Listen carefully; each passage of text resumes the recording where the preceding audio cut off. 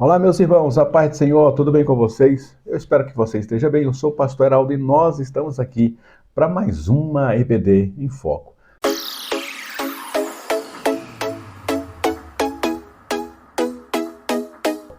Pois bem, meus queridos, lição de número 4. Nós vamos falar hoje sobre o engodo das riquezas do mundo. E nessa área que nós estamos falando nesse trimestre, para a revista dos jovens Conectar Mais, a partir de 18 anos, nós vamos falar nesse trimestre sobre batalha espiritual. E quando a gente fala sobre batalha espiritual, a gente vai ter que considerar que o nosso inimigo, que o nosso adversário, ele é astuto, ele é inteligente e ele sabe como fazer para derrotar os homens. Afinal de contas, ele foi o responsável por derrotar o primeiro homem, Adão e Eva, lá no princípio. Lembra dessa história? Pois bem. Então, a partir de então, a gente ganhou aí um adversário muito perito naquilo que faz e a gente precisa tomar os devidos cuidados. E essa lição está para lá de especial. Toda essa revista ela está trabalhando sobre batalha espiritual e ela traz sobre a necessidade da gente estar sempre ligado e conectado nessas artimanhas do nosso inimigo. E hoje a gente vai falar um pouquinho sobre o perigo das riquezas, o engodo, o engano que as riquezas podem gerar e produzir no nosso coração, uma vez que a riqueza para esse mundo é geradora de status, de performance, de ter, né? É o ter em detrimento do ser, e é sobre isso que a gente vai falar. Tá? No final dessa lição, quando a gente encerrar aqui, eu vou deixar para você aí, que nos acompanhar até o final, uma dinâmica ou uma ilustração para você levar para essa aula, justamente para nós falarmos um pouquinho sobre aparência, sobre engano, sobre a gente manifestar uma aparência, manifestar uma performance sem realmente ser aquilo que nós somos. Tá? Então, ao final dessa lição, nós vamos trazer aí essa ilustração para você levar e enriquecer a aula dos seus jovens. Amém? Vamos então para a nossa lição. O texto de referência está justamente no texto em que Jesus foi tentado por Satanás. Mateus capítulo 4, versículo do 8 ao 11, diz assim: Ora, levou-o ainda o diabo a um monte muito alto, mostrou-lhe, e eu destaco o que o diabo mostrou para Jesus: todos os reinos do mundo e a glória deles. E lhes disse: tudo isso te darei, se prostrado me adorares. Então Jesus lhe ordenou: retira-te, Satanás, porque está escrito: ao Senhor teu Deus adorarás, e só a ele darás culto. Com isso o deixou o diabo, e eis que vieram anjos e o serviram. Tá vendo como é que o diabo quer enganar, quer ludibriar? Ele está pegando o Criador de todas as coisas, que João vai dizer que no princípio ele era o Verbo, e sem ele nada do que foi feito se fez. O diabo está pegando simplesmente o Criador de tudo, o Cristo, né?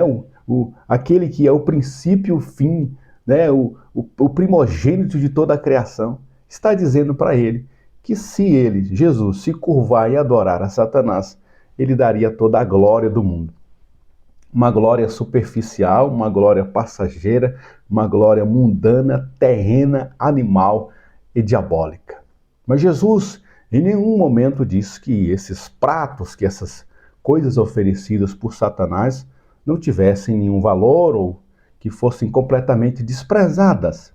Apenas ele retrucou ou repeliu Satanás por meio da palavra de Deus, quando ele diz: olha, Satanás, somente a Deus a gente vai adorar. E é somente a Deus que a gente vai prestar culto. Então o nosso problema, irmãos, é porque o diabo ele vai vir com esses oferecimentos, com esses enganos, com esses engodos, e muitas das vezes a gente não terá a suficiência da palavra para retrucá-lo, para rebatê-lo, e é somente através da palavra de Deus que nós podemos vencer as tentações, as artimanhas do adversário. E a ilustração que a gente vai trazer no final vai trazer muito bem um pouquinho sobre isso, também vai ajudar a fixar esse conteúdo aí na mente dos nossos alunos, ok? A introdução diz assim: o mundo E eu destaco aí essa palavra mundo, né? Porque nós vamos falar muito sobre ela aqui nessa lição. É apresentado como governado pelo inimigo e hostil a Deus e à igreja. A palavra de Deus nos alerta sobre o perigo de amar o mundo e de se conformar com ele. O apóstolo Paulo já dizia lá em Romanos, capítulo 12, que a gente não pode se conformar ou tomar a forma do mundo, do sistema que governa esse mundo. A gente vai ver durante essa lição que a palavra mundo aqui engloba várias mensagens ou vários significados. E um dos significados é um sistema de governança. Então o mundo quer nos amoldar, quer nos prender no molde, quer nos apertar sobre o molde, para que a gente se adeque àquilo que é governado e regido pelo mundo. E a gente vai aprender nessa lição que o mundo e a sua concupiscência, as suas artimanhas, o seu engodo, ele vai passar. Todas as riquezas e as glórias desse mundo vão passar. Por isso a gente precisa estar atento a essas ciladas do nosso inimigo, tá? E aí a gente tem aqui no tópico primeiro, o mundo em oposição a Deus. Sempre vou destacar a palavra mundo, porque a gente vai falar muito sobre ela, é bom a gente sempre trazer esse destaque. Tá? O mundo é retratado na Bíblia através de vários sentidos, como planeta, a humanidade e, em especial, a humanidade pecadora. Coloquei aí nesse slide essas 3 imagens, porque é sempre bom a gente trazer aí referências também através de imagens para que possa fixar na nossa mente. Tá? Então o mundo é no sentido de planeta, coloquei a imagem do planeta Terra, é o mundo. Também no sentido de humanidade, eu coloquei aí essa segunda foto com muita gente aí, então todos os homens, toda a humanidade é também considerada mundo, quando a gente fala em alguns contextos na Bíblia, e o mundo também é retratado pela humanidade caída, a humanidade pecadora, os homens que vivem debaixo do jugo e do molde desse mundo, elas também são conhecidas como humanidade ou mundo caído, tá? Vamos aqui para o tópico 1.1, conceitos bíblicos de mundo. Na Bíblia, o vocábulo traduzido por mundo possui diferentes palavras e diferentes significados. Nem todos estão em oposição a Deus. No Antigo Testamento, o mundo pode ser traduzido por terra como planeta, tá? E as referências é sempre bom a gente, na turma, fazer a leitura das referências. Eu não vou fazer aqui para a gente não alongar muito esse vídeo, tá? Mas Salmo 24, verso 1, como planeta. O conjunto das nações conhecida, 1 de Reis 10, 23. E a própria raça humana, Salmo 9, verso 8. Todavia, o Novo Testamento abrange ainda mais o significado de mundos, apresentando-o como universo, Romanos 1, 20, a terra habitada, que vem do grego eikomone, em seu contexto geográfico e espacial, Mateus 24, 14, Romanos 10, 18. O tempo, geração, eras, séculos, do grego aion, compreendido entre a criação e o juízo final, Mateus 13, 39, Mateus 24, verso 3. O cosmo transitório, como teatro da história humana, 1 de João 2, 17, e como sinônimo do gênero humano, Romanos 4, 13. Essas afirmações apresentam o mundo como parte da criação e não apresentam alguma conotação hostil a Deus. Então, o que ele fez nesse tópico 1.1? Ele trouxe informações para a gente compreender que nem sempre quando a gente encontrar o vocábulo mundo na Bíblia, vai estar traduzido como alguma coisa hostil, ruim, né, desprezível, porque a gente vai precisar olhar o contexto do que está sendo apresentado para a gente poder fazer a leitura e a compreensão. Mas também a revista vai continuar e vai dizer que sim, existem outras expressões na palavra de Deus, que ali no contexto, essa palavra mundo já vai ter um outro significado. E é por isso que ele primeiro começa dizendo que ela, em vários sentidos, não é uma palavra hostil ou contrária a Deus. E apenas segue vários significados dependendo do contexto e o texto onde ela está inserida. E aí no tópico 1.2 é justamente o oposto do que a gente falou agora há pouco, a gente vai ver que a palavra mundo aparece na Bíblia em muitas ocasiões no sentido de oposição a Deus, fazendo oposição àquilo que é de Deus, e é justamente essa expressão que a gente vai usar para essa lição. 1.2, o antagonismo do mundo. Um dos significados do conceito de mundo apresentado na Bíblia é o de opositor a Deus e à igreja. João 15, verso 18 ao 20. O mundo representa em especial a sociedade corrompida que está distante de Deus. Esta sociedade está debaixo dos poderes do diabo. 1 de João 5,19. Vocês lembram lá no texto de referência, Mateus, lá no texto da tentação, o diabo ofereceu para Jesus.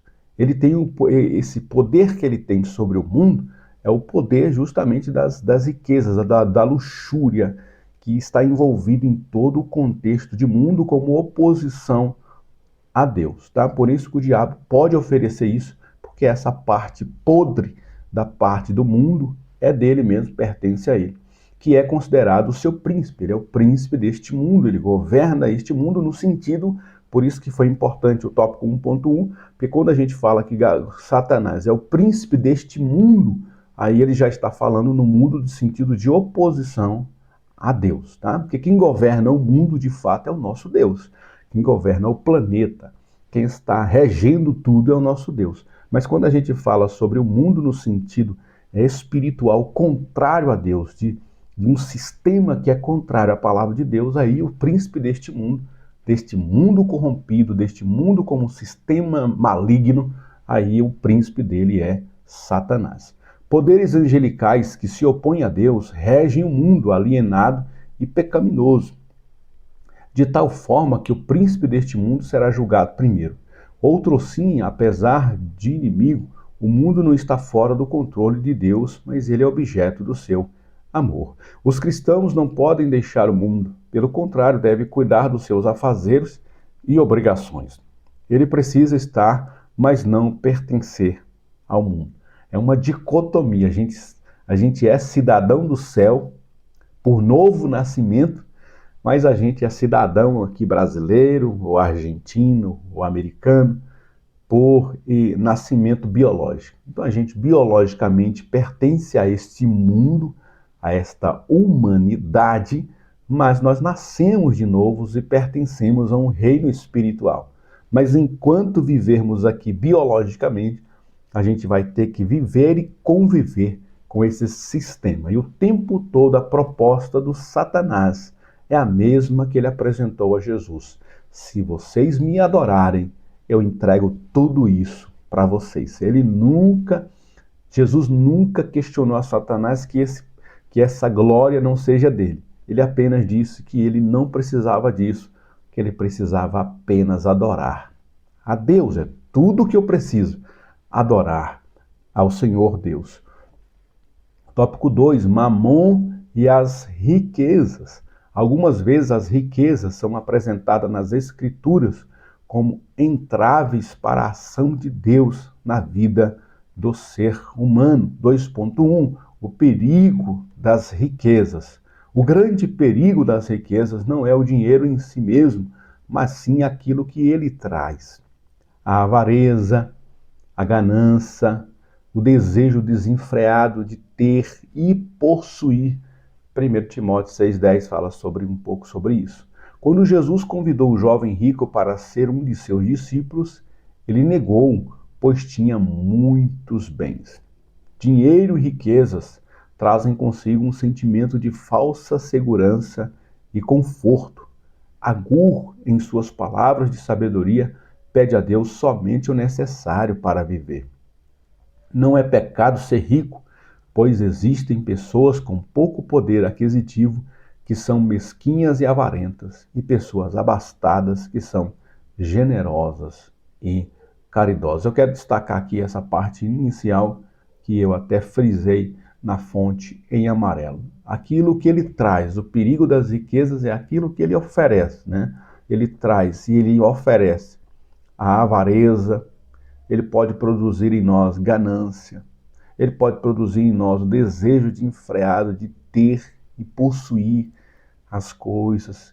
E muitas vezes a gente não vai medir esforços, não vai medir as consequências que a gente, para chegar a ter e possuir essas riquezas, a gente muitas vezes vai abrir mão de famílias, de princípios, da nossa própria moral. Muitas pessoas vão literalmente entregar a sua vida ao diabo para serem escravizadas pelo maligno, em troca então dessa contrapartida financeira das riquezas desse mundo. Tá? E aí a lição também trouxe que não é pecado, que não é errado a gente ser rico e possuir bens materiais. O problema é colocar o coração nessas riquezas. A gente não pode depositar nossa confiança, nossa esperança e adorar essas riquezas como se elas fossem Deus para nós.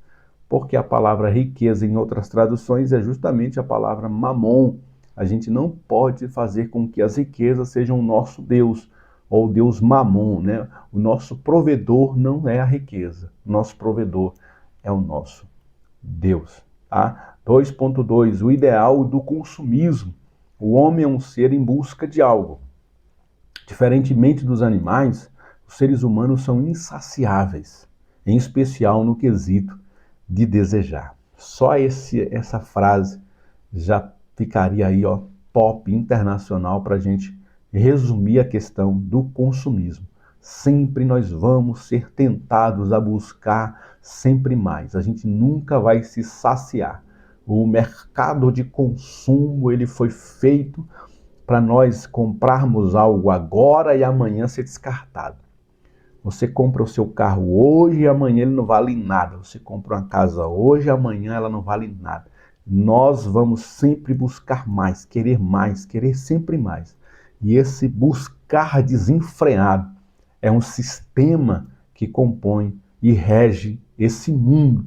Nós, como servos de Deus, temos que nos contentar com aquilo que Deus tem nos dado. Aplicamos o nosso tempo em trabalho, esforço e capital naquilo que desejamos, mas Jesus nos alertou sobre o investimento em coisas perecíveis, ao perigo, né? Porque o mundo ele sempre vai exigir mais da gente. Então você trabalha hoje 5 horas e você adquiriu um certo patrimônio. Aí o mundo vai dizer, ó, você precisa agora trabalhar 10 horas para você dobrar o seu patrimônio, você precisa agora de mais uma casa, de investir mais nisso, você precisa viajar para esse lugar, você precisa fazer isso, você precisa fazer mais curso, você precisa disso, você precisa. E quando a gente para pensar, a gente entrou numa roda do consumismo e a gente fica preso nela e não consegue mais sair. E o que tem consumido o nosso tempo, a nossa força, a nossa energia, a nossa paz, o que tem consumido a nossa vida, né? Então a gente precisa trazer essa reflexão dessa lição para os nossos jovens, porque eles estão agora sendo inseridos no mercado de trabalho, eles estão correndo agora atrás da sua vida profissional, de casar-se, de se relacionar com pessoas, e isso vai gerar um movimento na vida deles. E é sempre bom a gente vacinar o nosso coração e crer que é Deus que sustenta as nossas vidas e não as riquezas passageiras desse mundo. Muitos, por não conseguirem aquilo que desejam, desenvolvem um sentimento de frustração, ansiedade e etc. É justamente esse o papel desse mundo caído, é produzir essa frustração. Uma pessoa frustrada, ela se torna inquieta, se torna ansiosa, e ela não se conforma. Amanhã ela vai ter que trabalhar mais, vai ter que estudar mais, vai ter que ganhar mais dinheiro, vai ter que consumir mais, e essa roda, ela nunca para. Ela é uma roda gigante que vai matando gente, atropelando famílias, quebrando princípios. É um sistema governado por Satanás. Por terem uma vida de opulência, buscam no consumismo e no ter um propósito momentâneo de vida. A vida do cristão deve ser o oposto. Sua vida deve consistir em buscar avidamente o reino de Deus. Nossa busca é pelo reino de Deus. E o reino de Deus, muitas vezes, ele vai nos ensinar que é melhor dar do que receber, né? O próprio Jesus ensina isso, E esse ensinamento é citado em Atos dos Apóstolos, que melhor coisa é dar do que receber, se repartir o pão nosso. Jesus nos ensinou a orar a oração do Pai Nosso, dizendo que o pão é nosso, né? Assim como o Pai é nosso, o pão também é nosso. A gente vê ensinamentos de Jesus multiplicando aquilo que os homens estavam dispostos a entregar. Jesus não multiplicou algo do nada, ele multiplicou os pães e os peixes entregue pelos homens. Então os homens entregaram os peixes, entregaram o pouco que tinha, e no pouco que os homens tinham, Jesus multiplica e alimenta a multidão. Ok? Glórias, pois, ao nome do Senhor. Então, repetindo aqui essa parte final, a vida do cristão deve ser o oposto. Sua vida deve consistir em buscar avidamente o reino de Deus. Romanos 14, versículo de número 17. O tópico de número 3 vai falar aí sobre o perigo do desejo do ter e das realizações. Ele vai trazer um contraponto, né, entre o ser e o ter. O mundo vai favorecer o ter, né, o possuir as coisas. Em contrapartida, a palavra de Deus vai falar sobre a essência de sermos, não de termos. Aquilo que nós temos não determina o que nós somos. Mas para o mundo caído, para o sistema do mundo, o que você tem determina quem você é. O consumismo, a facilidade do prazer, o lazer e o divertimento tendem a ocupar a primazia da nossa vida. A Bíblia nos alerta sobre tais perigos. 3.1. Ser ou ter? Vivemos em um mundo hedonista.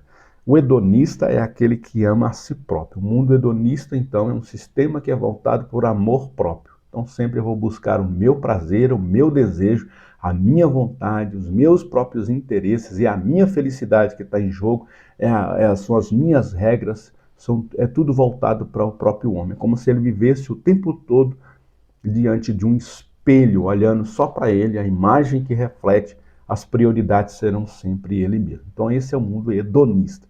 Vivemos em um mundo hedonista e capitalista, que prioriza mais a cultura do ter a ser, ou seja, do ter em detrimento à cultura do ser, trazendo consigo uma inversão de valores. Está vendo como é que a gente não pode ser governado pelos princípios do mundo?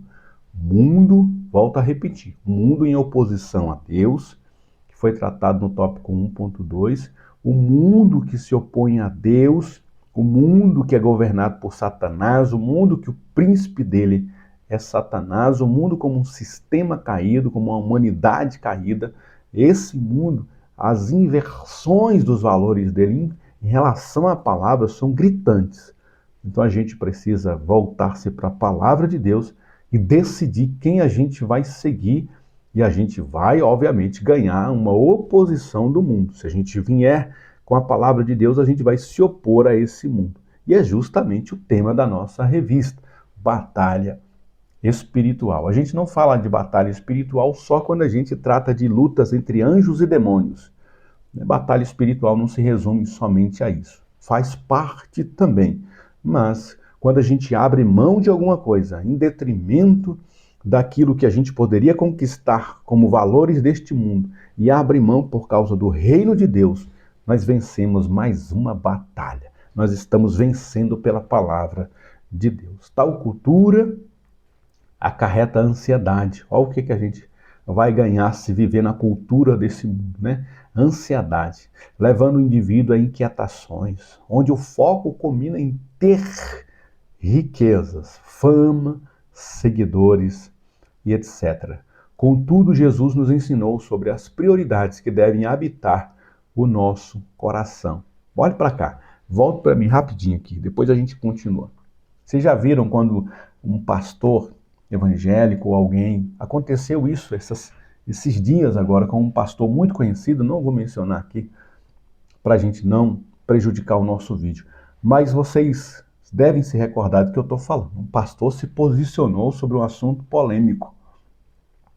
E o que é mais interessante, né, é que muitos outros evangélicos, outros segmentos religiosos o criticaram. Por quê? Porque ele acabou entrando numa área em que para o mundo isso aí já é um assunto estabelecido, mas não é pela palavra de Deus. A palavra de Deus é completamente contrária ao que esse mundo ensina. Então a gente vai um dia precisar se posicionar. E aí o que vai acontecer? Como aconteceu com esse pastor, ele vai perder seguidores. Então muitas das vezes a gente fica mais preocupado em perder ou ganhar seguidores em rede social do que obedecer à palavra de Deus. Olha que ponto nós estamos chegando. Se eu me posiciono aqui agora diante deste vídeo, eu posso perder os meus inscritos. Aí a gente vai ter que decidir entre perder inscritos, perder seguidores ou ficar com a palavra de Deus. Que coisa, irmão, nós estamos chegando no fim dos tempos. Literalmente, nós estamos nos aproximando do fim deste mundo. Este mundo está caminhando para o seu finalmente ser destruído por causa do pecado que já está espalhado como um câncer terminal. Voltando aqui para o slide, no Sermão da Montanha, Cristo focou o ser ao abordar sobre as bem-aventuranças do reino. Somos imagem e semelhança de Deus e nosso caráter deve ser moldado ao de Cristo. Não basta ter um rótulo de cristão, é preciso ser uma nova criatura. Não basta ter um compromisso na igreja, é necessário ser comprometido com Cristo, priorizando-o, e aí priorizando aí fala do próprio Cristo, priorizando a Cristo em nossa vida, pois as demais coisas nos serão acrescentadas. Glória a Deus, esse tópico é fantástico, né? Eu recomendo que você resuma os tópicos anteriores para focar aqui nesse tópico. Vale a pena ir lá no Sermão da Montanha, que está descrito aí, Mateus capítulo 5, versículo 3 ao 10, que vai falar sobre as bem-aventuranças. E aí sempre você vai ver que vai entrar em oposição, né? Bem-aventurados os que choram, bem-aventurados os mansos, bem-aventurados os humildes. E é bom a gente sempre lembrar e ler esse texto para refrescar a nossa memória. E é bom gastar um tempinho bacana aí com esse tópico 3.1. Achei ele, sensacional. Tá? 3.2, prazeres e felicidade. Segundo o dicionário eletrônico House, o prazer é uma sensação ou emoção agradável ligada à satisfação e ao contentamento. Não existe pecado algum em sentir prazer a partir de coisas lícitas e sadias, pois a felicidade é um estado ou qualidade de bem-estar. Não obstante, existem prazeres que aparentemente parecem bons, mas no seu fim são caminhos de morte. O sistema mundano seduz através das paixões, da cobiça da carne e dos olhos. Em contrapartida, o maior prazer daquele que está em Cristo está em viver uma vida em serviço a Deus e ao próximo, sem contar que a alegria que vem do Senhor o fortalece. Amém? Então, o resumo desse slide a gente pode ter, sim, alegria, felicidade, prazeres nesse mundo? Sim, nós podemos. Mas o sistema do mundo ele vai tentar trazer a gente para esses prazeres momentâneos e passageiros e vai nos levar para os prazeres ilícitos. A gente muitas vezes começa nos prazeres lícitos, que é permitido, Deus nos deixou muitas coisas boas para a gente viver, mas o sistema mundano vai nos levar para aquilo que é ilícito, porque vai fazer com que a gente venha cobiçar, venha desejar essas coisas e vai acabar sendo assim destruído pelo engano deste mundo caído. Conclusão, o mundo tende a nos fazer desvirtuar dos ideais que Deus nos oferece. O mundo oferece coisas que são passageiras e efêmeras, ou sem valor, né? Que aparentemente têm um valor, mas na verdade são efêmeros, passageiros, transitórios, não têm valor algum comparado com a eternidade. Mas Deus nos oferece coisas eternas. Então a nossa comparação sempre vai ser coisas efêmeras e passageiras com as coisas eternas, então nem comparação deveria ser feita. O problema é que os homens, por estarem afastados de Deus, se perderem do Senhor, eles não conseguem enxergar a vida eterna, eles só conseguem enxergar os prazeres deste mundo.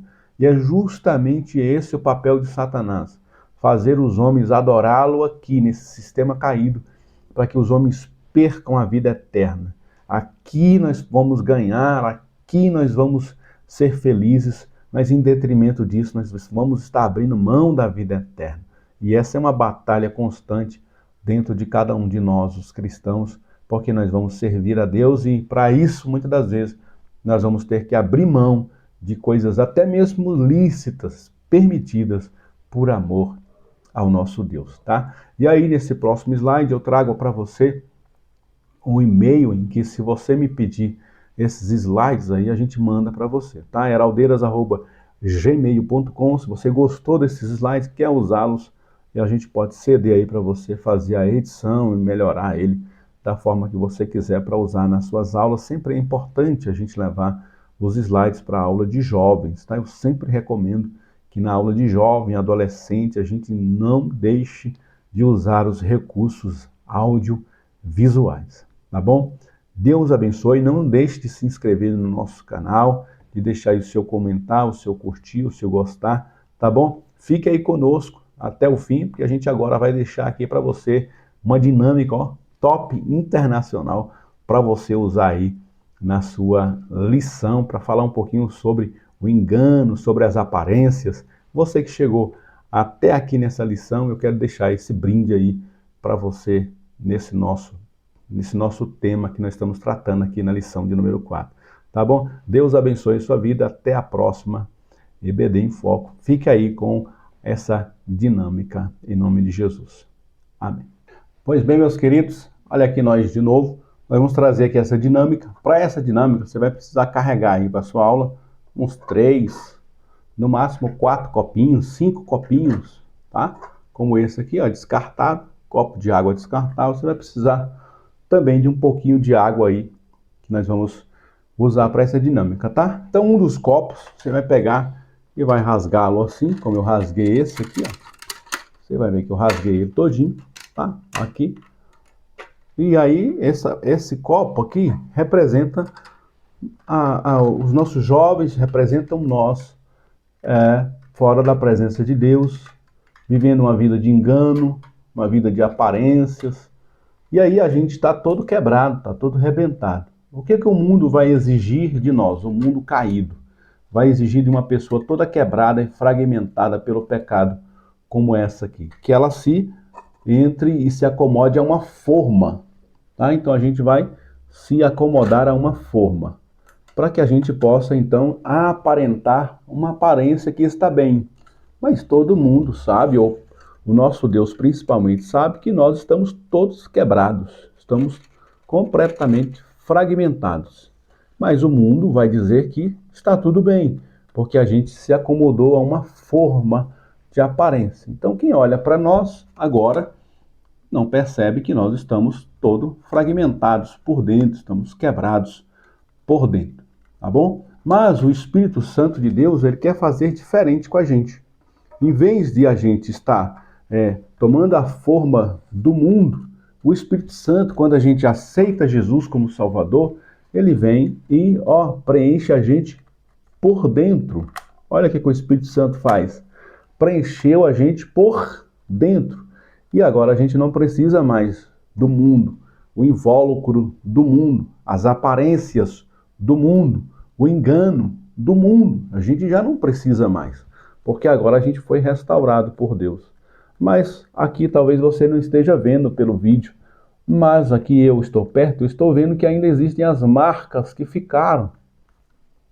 As rachaduras ainda ficaram, embora o corpo voltou a ter uma aparência mais normal, mas ainda existem as marcas. Mas agora o principal não é mais essas marcas, o principal agora é por dentro, o preenchimento que o Espírito Santo nos deu por dentro, um revestimento perfeito. E quem é revestido por dentro de maneira perfeita e completa, ele já não precisa mais das aparências do mundo, das coisas que vêm deste mundo. Então agora ele é uma pessoa completa em si mesmo. E por agora ser essa pessoa completa em si mesmo, agora ele pode receber a palavra de Deus, ele pode agora voltar a comportar aqui dentro do seu conteúdo a palavra de Deus, que é simbolizada agora por essa água.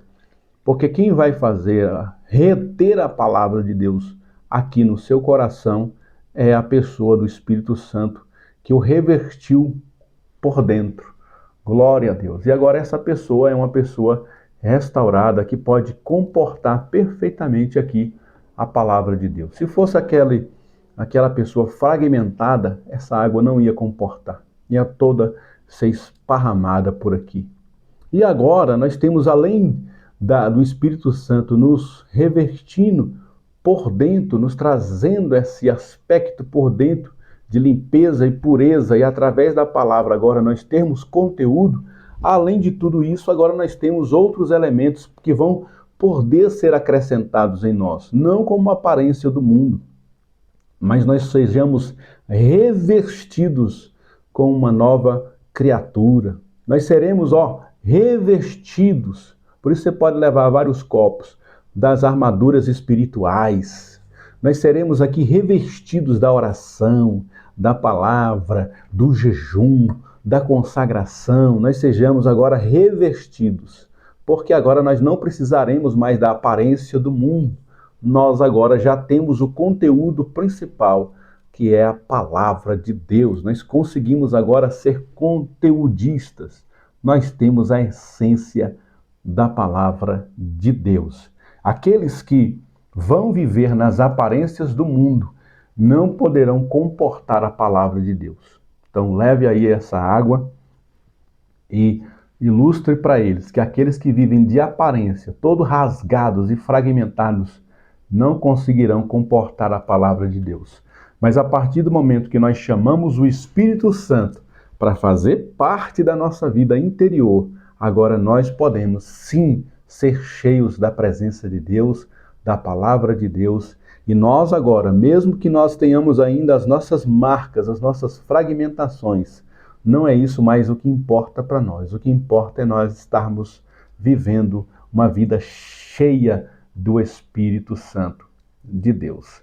Amém? Essa é a ilustração que nós queremos deixar aí para você trazer para eles. A gente não precisa do engano desse mundo, a gente não precisa do engano das riquezas, a gente não precisa das aparências desse mundo.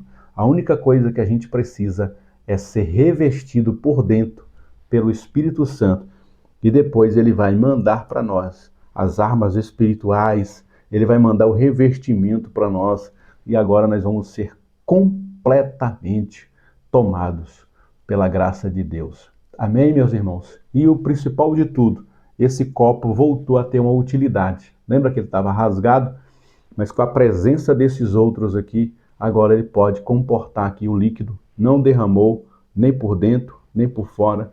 O líquido está totalmente retido aqui dentro, porque agora nós estamos revestidos por dentro com o Espírito Santo e por fora com as armas espirituais, com as armaduras de Deus. Nós agora somos completos em Deus, tá bom?